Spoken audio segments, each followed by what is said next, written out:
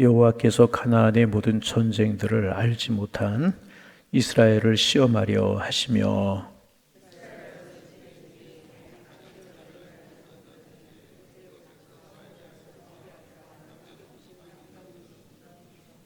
블레셋의 5 군주들과 모든 가나안 족속과 시돈 족속과 바알 헤르몬 산에서부터 하맛 입구까지 레바논 산에 거주하는 히위 족속이라.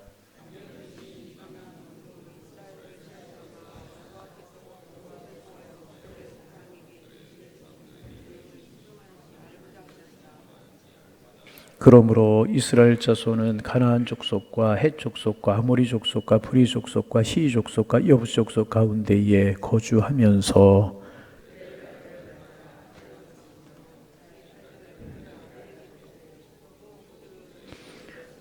이스라엘 자손이 여호와의 목전에 악을 행하여 자기들의 하나님 여호와를 잊어버리고 바알들과 아세라들을 섬긴지라.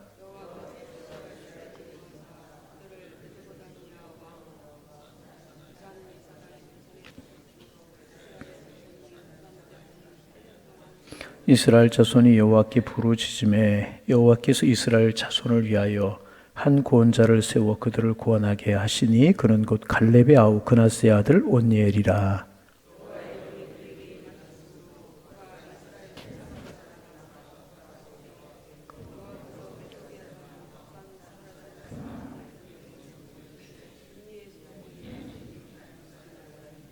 함께 보십니다. 그 땅이 평온한 지 40년에 그나스의 아들 온니엘이 죽었더라. 아멘.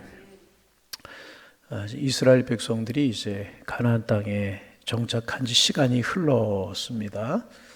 그러자 이제 자연스럽게 2세대가 생겨나게 되는 겁니다. 하나는 이제 여호수아와 함께 가나안을 정복하기 위해서 전쟁을 치른 그런 세대, 여리고를 무너뜨리고 아이성 정복 전쟁에 승리하고 남쪽의 왕들, 북쪽의 왕들 다 정복하고 그런 싸움을 통해서 이스라엘 백성들이 가나안을 차지하게 된 그런 모든 것을 겪은, 쉽게 말하면 전쟁을 겪은 그런 세대가 있었고, 이제 시간이 지나가면서 가나안 땅에 들어가 태어난 세대, 그러니까 전쟁을 겪지 못한 그런 세대, 전쟁을 경험해 보지 못한 그런 세대가 이제 생겨나게 된 것입니다. 이제 오늘 말씀을 보면서 저와 같은 경우라고 그렇게 생각이 됐어요. 저희 아버님, 어머님, 형님들은 이북에서 피난을 오셨어요. 그런데 저는 이 땅에서 남한에 태어났습니다. 그런데 이제 생각하는 것이 좀 다를 수 있죠. 전쟁을 경험해 본 세대하고 그렇지 못한 세대. 여러분, 전쟁을 경험해 본 세대는 하나님께서 어떻게 요단강을 가르셨는지, 그리고 어떻게 여리고성을 정복하게 하셨는지, 아이성 전투에서 어떤 일이 있었는지, 남쪽의 왕들하고 싸우다가 하나님이 우박으로 그들을 멸하시고 태양이 머물고 달이 머물고 이런 것들을 다 보았을 거예요. 그러니까 이제 하나님에 관해 생생하게 어느 정도는 알고 있었을 것이라는 것입니다. 그런데 가나안 땅에서 태어난 그런 세대는 그런 하나님의 능력을 경험하지 못했어요. 하나님이 행하시는 구원을 직접 경험하지 못한 세대들이란 말이죠. 그러니까 이제 생각이 다를 수가 있어요. 직접적인 하나님의 은혜와 기적을 그들이 체험하지 못했다는 것입니다. 그래서 오늘 이제 말씀에 보면 1절 말씀 같이 한번 읽어볼까요? 소리내어 읽어보십니다. 여호와께서 가나안의 모든 전쟁들을 알지 못한 이스라엘을 시험하려 하시며 그들을 시험하려고 하셨다. 이제 그렇게 오늘 성경이 기록하고 있습니다. 하나님 전쟁을 경험해 보지 못한 세대에게 그것을 가르쳐 알게 하시려고 남겨두신 백성들을 통하여서 이스라엘 백성들을 이제 시험하셨습니다. 자, 2절 말씀 같이 한번 읽어보실까요?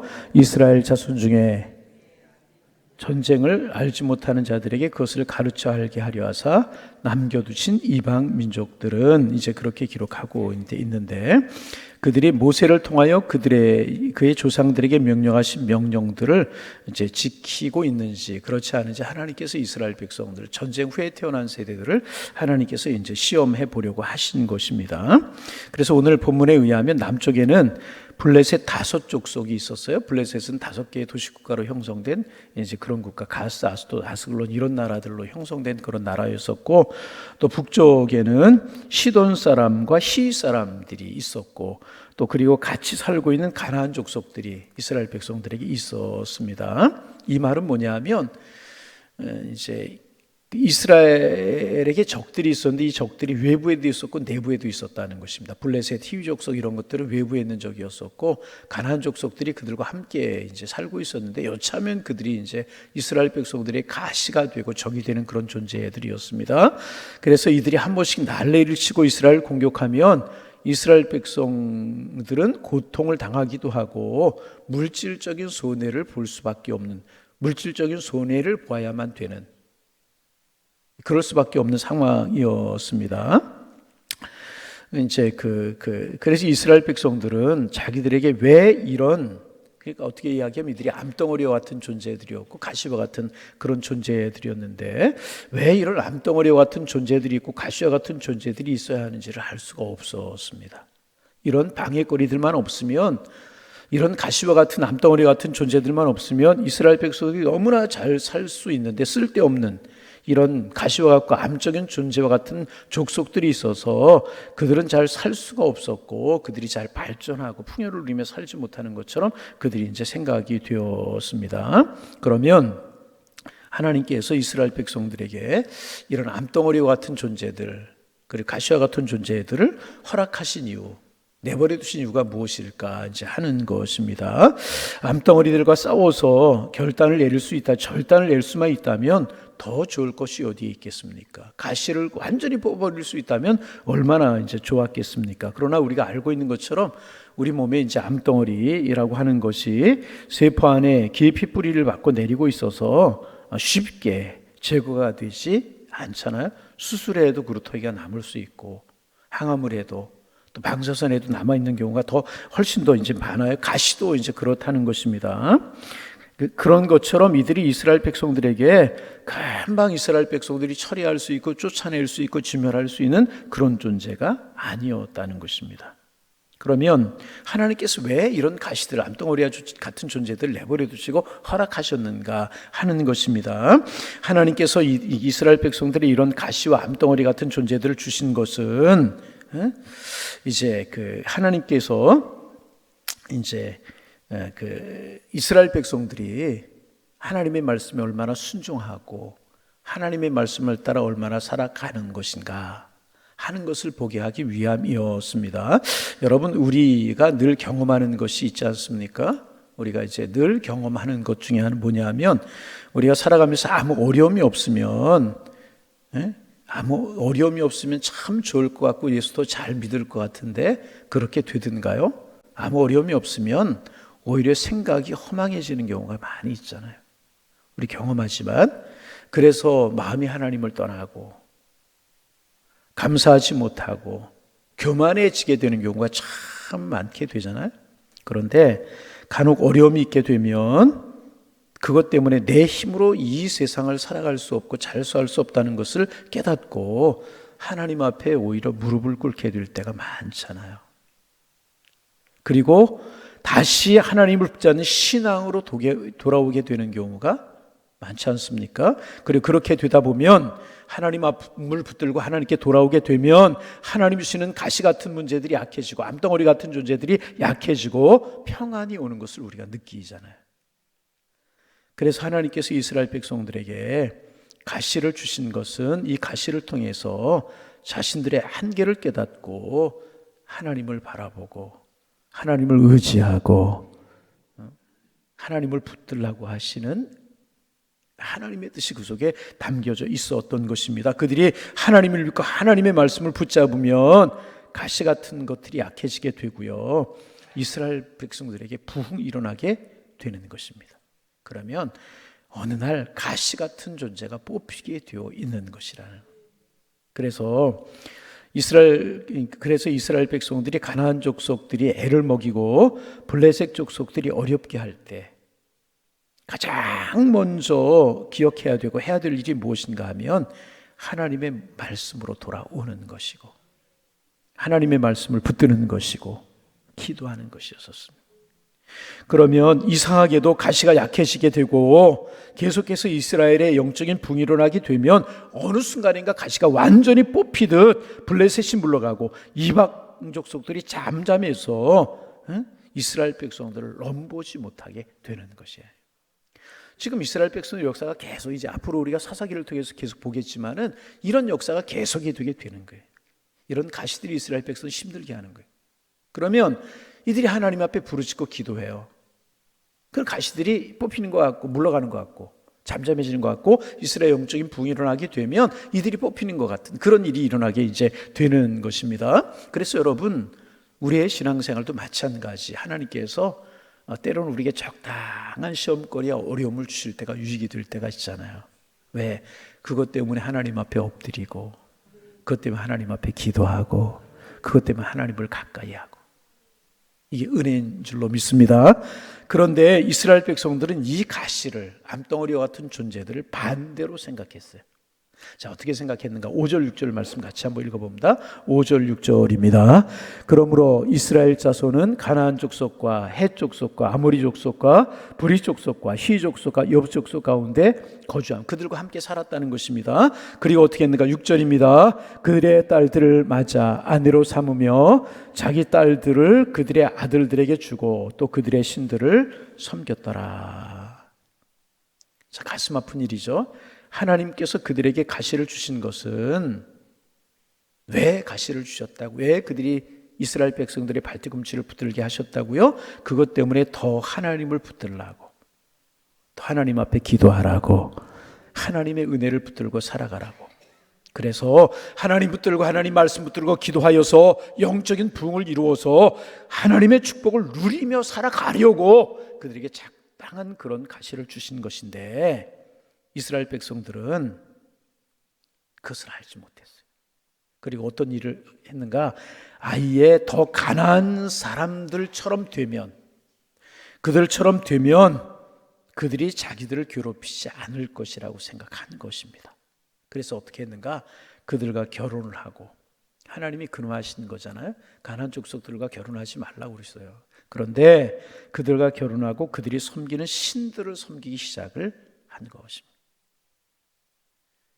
깨닫고 하나님 붙들고 말씀의 부흥을 이루면 가시가 약해지고 언젠가 뽑히게 될 것인데, 그렇게 하지 못하고 오히려 그들과 친해지고 그들처럼 되려고 하고 그들의 신을 따라가기 시작을 했다는 것입니다. 이것은 아예 하나님을 믿는 신앙을 포기하고 세상 사람들과 똑같아지려고 하는 것입니다. 우리로 말하면 그런 것입니다. 직장 생활을 하는데 나는 신앙으로 믿음으로 살려고 하니까 조금 늦는 것 같아요. 승진도 늦는 것 같고 사람도 하나를 되지 못하는 것 같고. 그런데 예수 믿지 않는 사람들 세상적인 방법을 써서 조금 빨리 가는 것 같아요. 그럼 어떻게 해야 될까요? 조금 늦더라도 우리는 믿음을 지키고 신앙을 지키고 하나님의 방법을 따르면 결국은 하나님이 책임져 주시는데, 그렇지 못하고 세상 사람 방법처럼 세상식으로 정직하지 못한 방법으로, 그런 것과 똑같은 것이라는 것입니다. 또 세상 사람과 똑같아지려고 그들처럼 되고 그들의 섬기는 신들을 섬기고 그들과 결혼하고 아들, 딸들을 주고 막 그랬다는 것입니다. 그래서 여러분, 어떤 일이 일어나게 되는가? 더 무서운 가시가 그들을 힘들게 하기 시작하라. 7절 8절 같이 한번 읽어볼까요? 7절 8절입니다.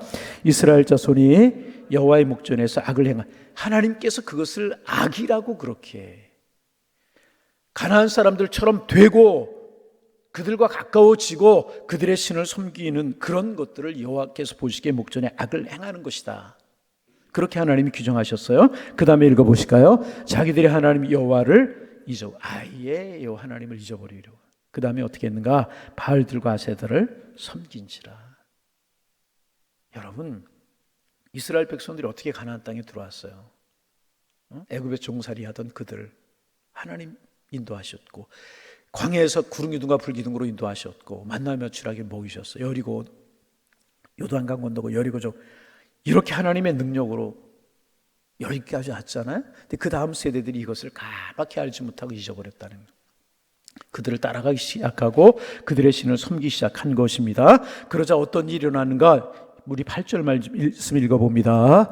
여호와께서 이스라엘에게 진노하사 그들을 메소보다미아 왕 구산 이사다임의 손에서 파하셨으므로 이스라엘 자손이 구산 이사다임을 8년 동안 섬겼다.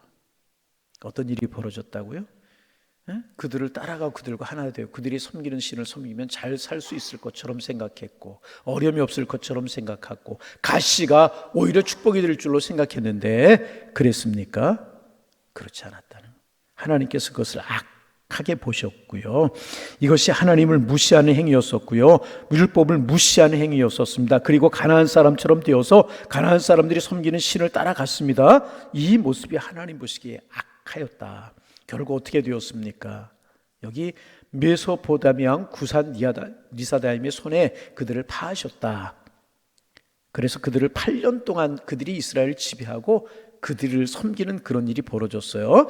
구산 리사다임이라고 하는 말은 별명입니다.